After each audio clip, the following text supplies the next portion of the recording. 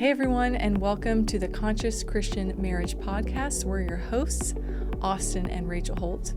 I'm Rachel, he's Austin. Clarity. And we are so glad that you have joined us today.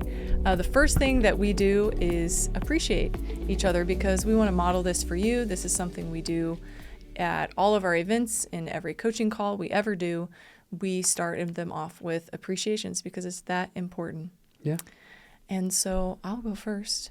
Austin, I appreciate your humor. Just really appreciating how funny you are and how much that adds to our life and our kids' lives and our connection. Thank you. So thanks. Rachel, I appreciate you for being just flexible and adaptable. Like, for example, my meeting that was right before we were recording ran super late. And so it kind of pressed us for time just a little bit. And you were just like super flexible and cool and just adapted to a different timeline. And I walked in the studio, sat down, and we kind of just, boom, finalized our notes. And there we went. So we don't have any notes. Yeah, we don't use notes. No, we don't. Look at these. But I just appreciate that you're flexible and adaptable, and that takes courage. Like on a deeper level, like that takes being courageous. And I just appreciate that about you. Thank you. I received that. Bam. Also, I Rockstar appreciate wife. your unapologetic clothing. You always wear exactly what you want and what you're comfortable in. That's right. This is not sponsored by Carhartt yet. Someday. All right. What are we talking about today? Today, we're going to be talking about stories, and not the kind of stories that you might think where we tell you this, maybe like a great story about a couple, which we will. Yes. Where we tell you about their love and their life and their some kind of wonderful thing.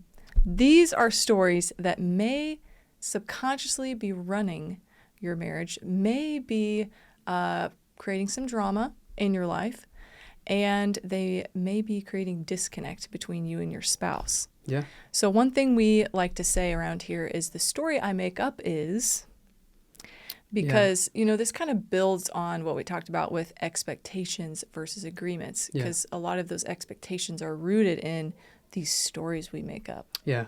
Well, and I think it kind of replaces the, like everyone's like, well, I just think that, or, I'm wondering this, or they just kind of walk up to someone and just sort of like tell them, like how they think it is or like what they think it is. And like this has just been like a culture piece, like within CCM for us, right? Mm-hmm. Of, using the phrase, well, the story I'm making up is blank.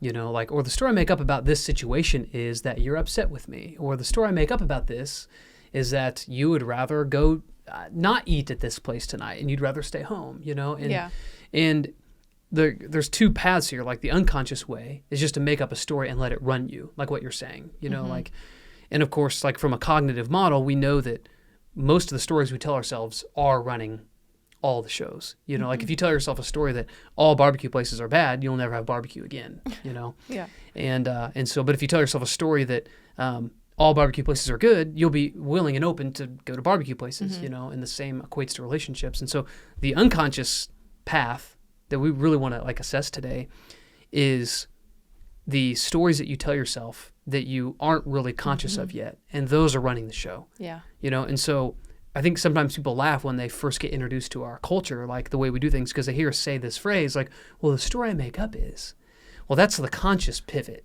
and that's kind of a deeper, like that's kind of more training oriented, but, we really want to be the kind of people that instead of just letting these mystery stories inside our brain run the show, we want to be the kind of people that are like, hey, like, here's the story I'm creating in my mind. I don't know if it's true or not. Yeah.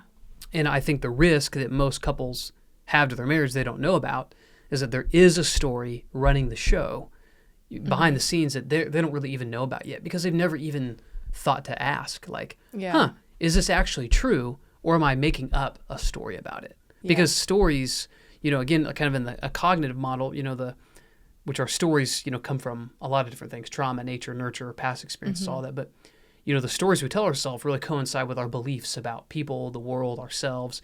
Yeah. And those beliefs dictate our emotional responses to things, happy, sad, angry, sexual, fearful. And then those beliefs, or those emotional responses, those really dictate our behavior. And so a lot of times, like if, a spouse is angry, we don't go straight to the anger. We try to find the story under the anger, like what in your mind, like, one, where did you learn to be angry about this? And two, like, Right. why are you choosing anger and not curiosity? Mm-hmm. Because one story could make someone curious, you know? Yeah. It's like, you Right. know, like if you were crying, you know, like one story I could make up about that. Like if a story was running the show, it'd be like, oh, she's mad at you, Mm-hmm. you know? So then that would change the way I'd respond to you emotionally. It would change my behavior with you. But if my story was like, oh, like Rachel is experiencing some strong emotions today. Like, Mm-hmm. oh, I wonder how I can support her. Like, Right. so like, hey babe, the story I'm making up is you're having some really big feelings right now. Like, how can I support you? Yeah. That's a really conscious story. An unconscious story would be like, in my mind, I'm like, oh, she's mad at me. I'm not even going to say anything, you know? I was going to say this later, but one story that was pretty common for me early on in our marriage was that you were upset with me. Yeah. Because growing up, and it goes back to what did I experience growing up? How am I interpreting things through that lens of trauma, nature, nurture? And so I learned a way of being that was don't upset people because it's really Yeah. painful when you do. And so I was always on guard wondering like, is Austin upset? Is he upset with me? Yeah.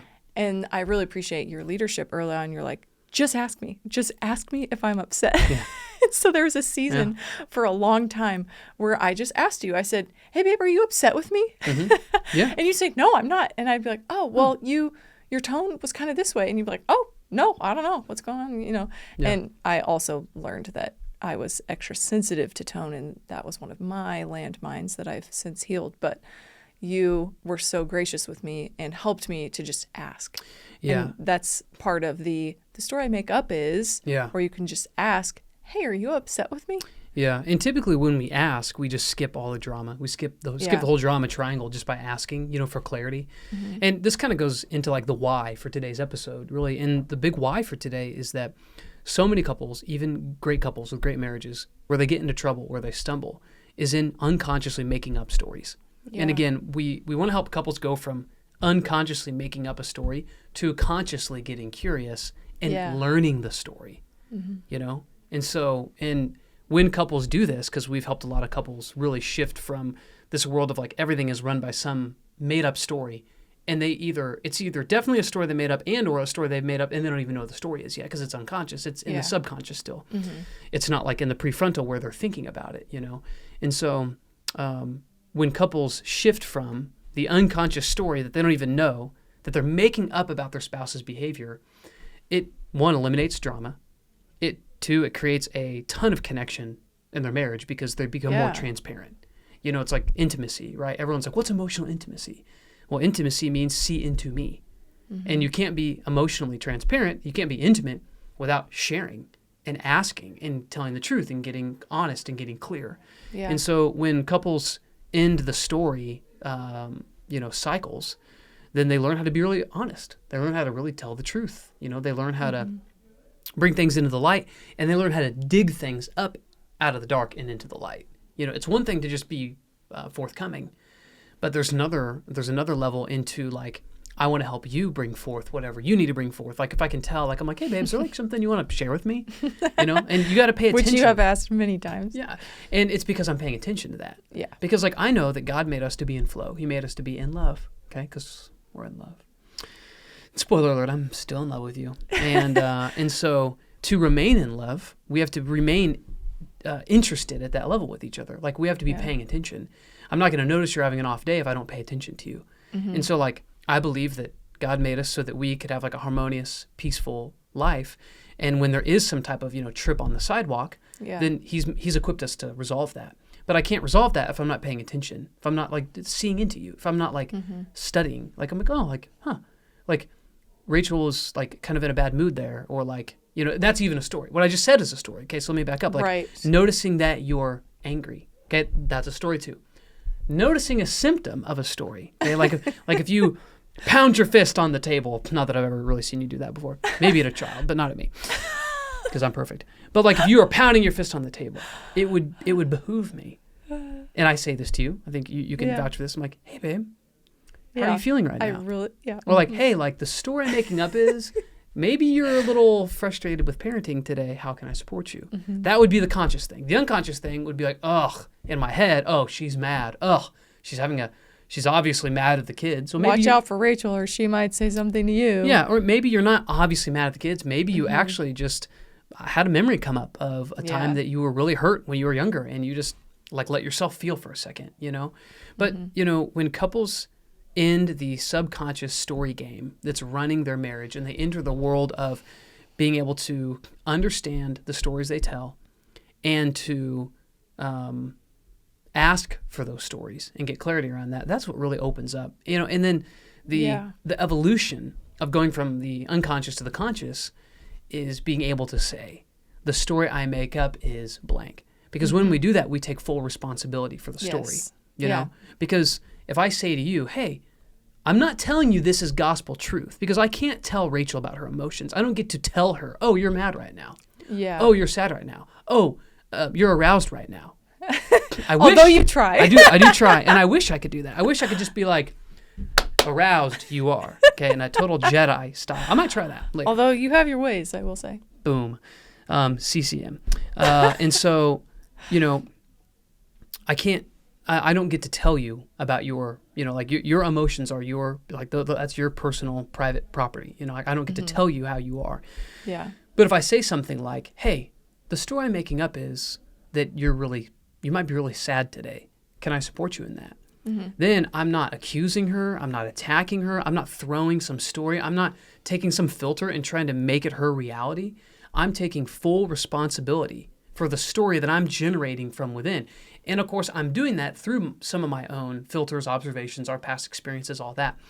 But then Rachel can respond in a totally different way.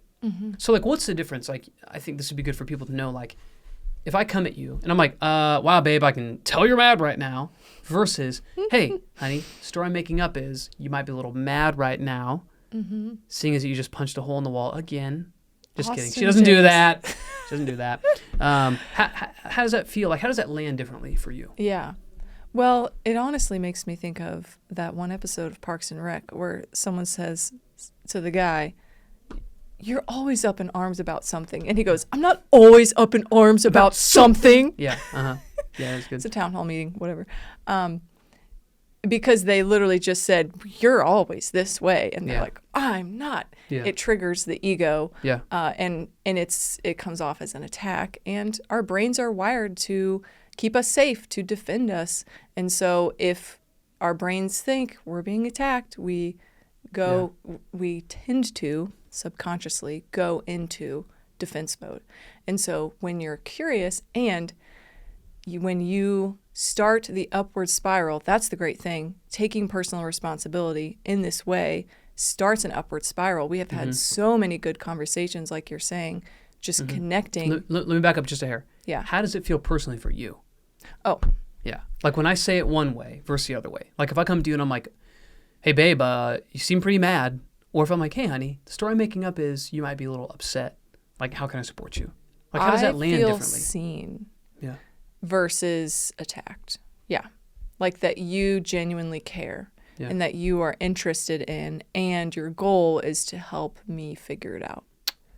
And you have done that many times, like, I mean, all the time, where Most of the I time. might be I mean, hav- but not all the time. You know, sometimes where I, have a moment. But yeah, like I try to let that be like literally every moment, I feel like. Thank you. So when I'm having an off something and you notice, you really do get curious and you help me get curious, which is what a great leader does, is ask the right questions. So when you come at it that way or share the story you're making up and then ask like, how can I support you? Or, hey, what's going on? Is there something you need to tell me? That helps me to just, in my feminine essence, just allow you to help me through whatever it is, to be able to share with you, to talk, to feel connected. Well, and my goal, and this is like what we teach other couples, is there's a way that relinquishes a lot of perceived judgment. You know, instead of being like, wow, you're mad, it's almost like I'm assessing you. You know, I'm like saying like, oh, you're mad. You know, like I'm judging what you're doing. You know, I'm judging you in that moment. You know, like a pattern of yours might look similar to one of my moms or something, you know, or my dad or, who raised me. It'd be easy for me to take that past experience and look at through that lens and automatically judge your behavior. And then I'm judging the intent of it because I always judged my parents' intent of it. You know, and their intent, for the most part, raising me was to teach me, keep me safe, was to like, instruct me. And that's another opportunity for the ego to flare up when it's like, because we hear this from couples where it's like, oh, well, my spouse is just trying to like, teach me and like, Fix me. Yeah, fix me. Yeah. But it's like, well, that was your parents' job. Your parents' job was to literally make sure that you were, developing properly and learning to be a contributing member of society who people liked and wanted to be around. So you'd get opportunities and you'd have friendships and people would want you to be in their tribe, okay? Because you needed to be in a tribe to live, a long time ago. So that's still been trickled down. But,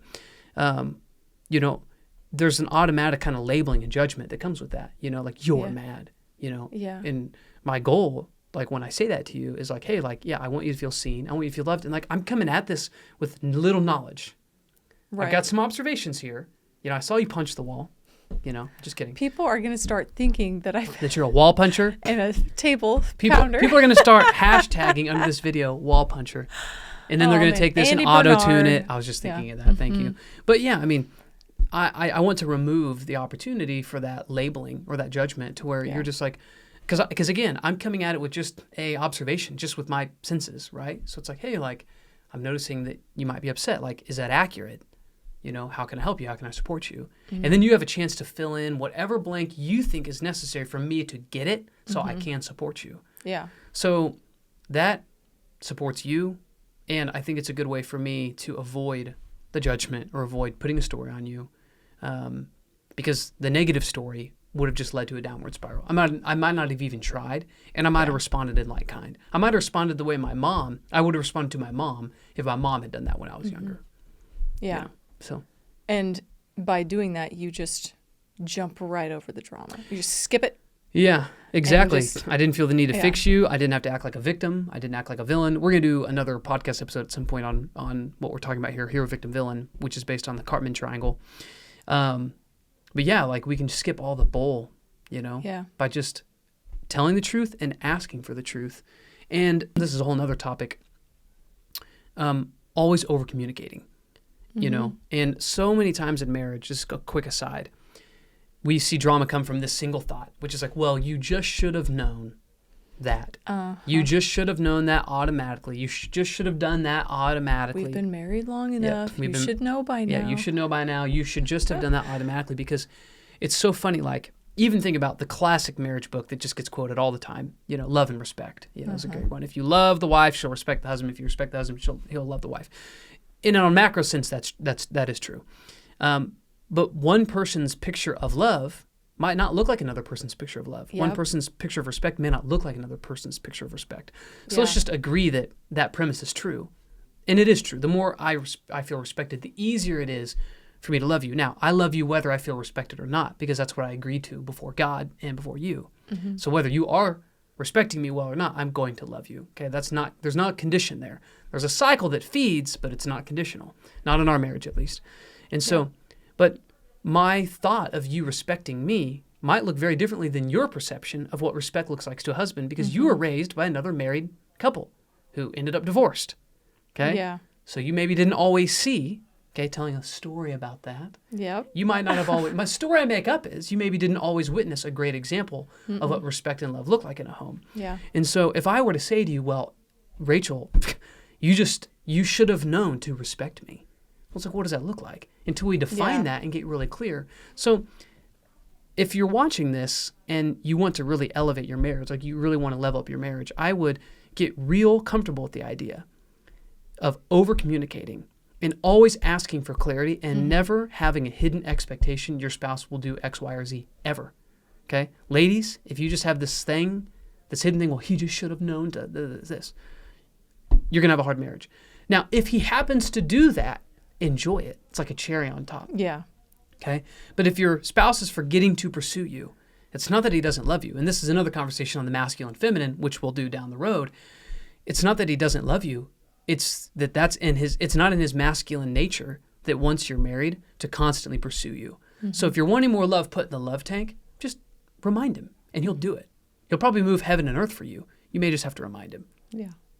And I just want to make sure it's communicated that by us talking about the book Love and Respect, we're not recommending you listen to it or go read it. Sure.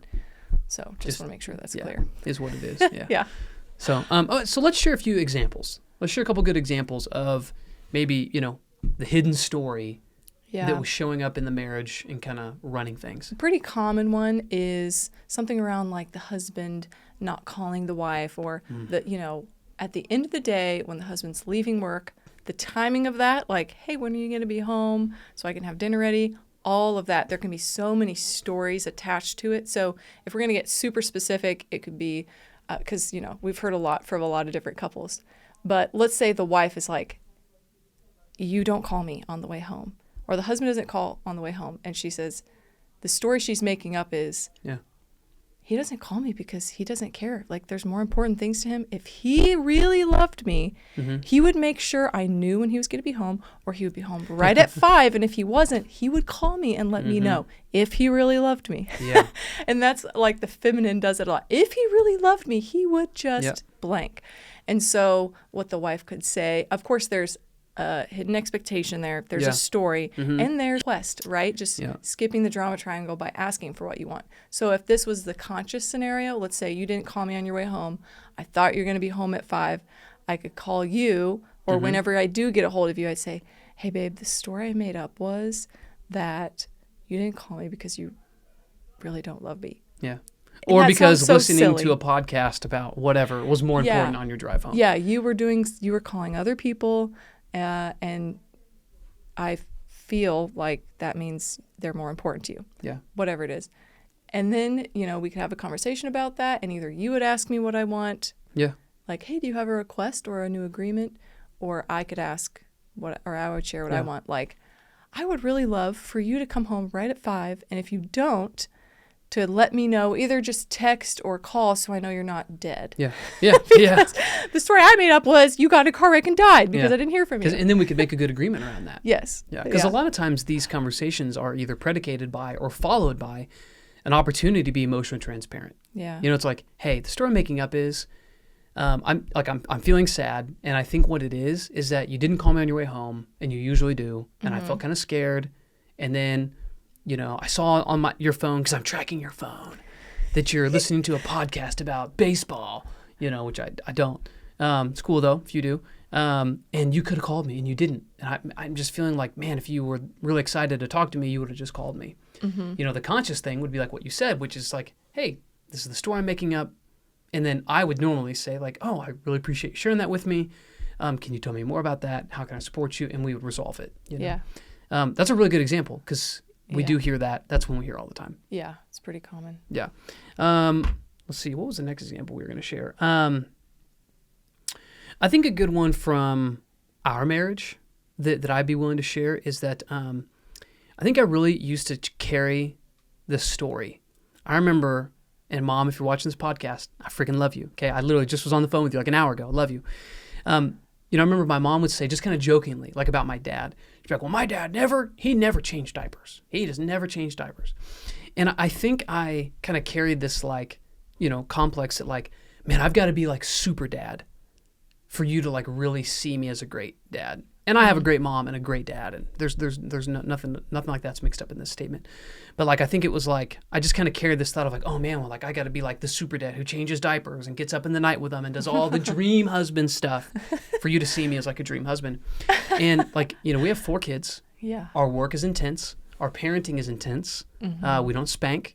We use really, really good discipline methods and models, which we teach other couples that they do work, but it's a different battle. It's a different battle. Has different struggles, which sometimes I wish we spanked. I don't wish we spanked, but I wish I could have the immediate result of spanking. But anyways, yes. And so submit them with fear. Yes, there might be some stories in there. Yeah, but like I think there've been times where I'm like, okay, some amazing dad could hang out with their kids for like 5 hours a day and not be annoyed by them or bothered by them or overstimulated by them.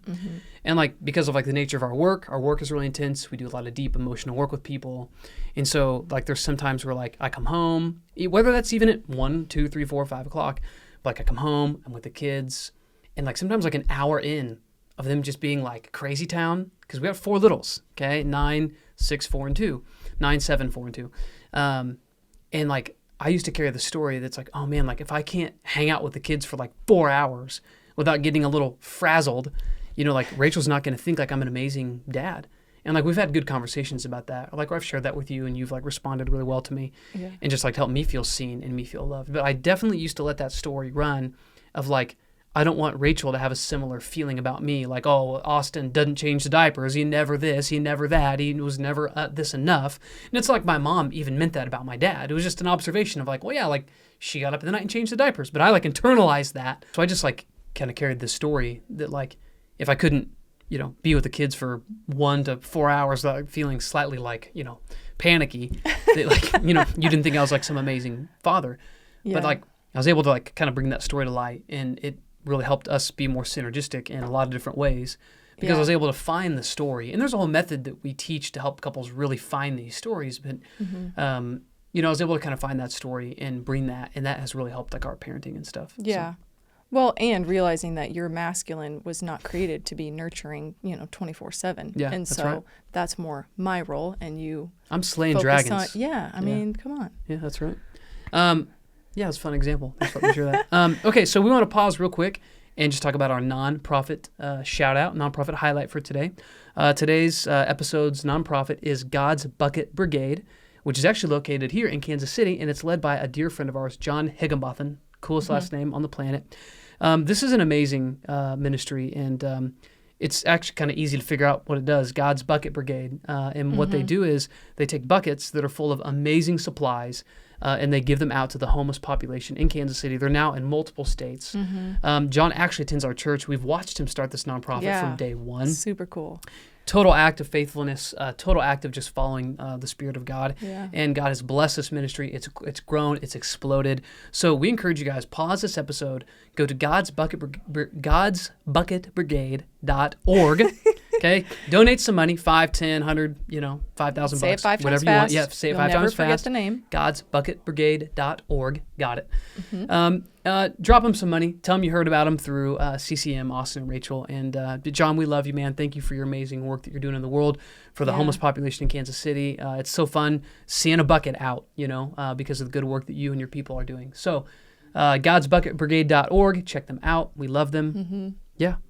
So, okay. Yeah. So, Rachel, what would you say as a result of just today's conversation? What would be one big action item, intention, commitment that someone could make after watching this episode, learning about, hey, there's these unconscious stories that are running the show, and a really good way to, 180 your marriage in a lot of different areas is to understand the stories, be able to take ownership of when we're telling a story.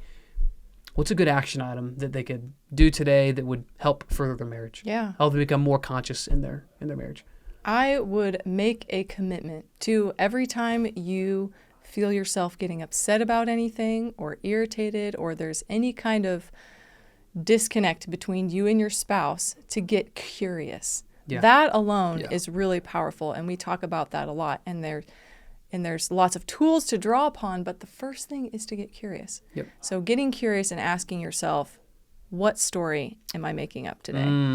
That's it. What story am I making up right now? When you feel any big emotion, because one thing we say a lot, and this gets deeper into the psychology piece, but anytime you have an attachment to something other than that's interesting, there's generally a story, a good or a bad story, a positive or negative story, or a labelless story, but there's a story. Yeah. And so I like that. What story am I making up? If you feel any big emotion, happy, sad, angry, sexual, fearful, pause. What story am I making up? That's really good. Yeah. All right. Well, thank you all for being with us for this episode. We appreciate you. Feel free to leave a comment or contact us. We'd love to hear how our podcast is blessing you. If you've donated to any of the nonprofits, we just want to hear from you because we love people. We love you. So thanks for being here, and we'll see you on our next episode. See ya.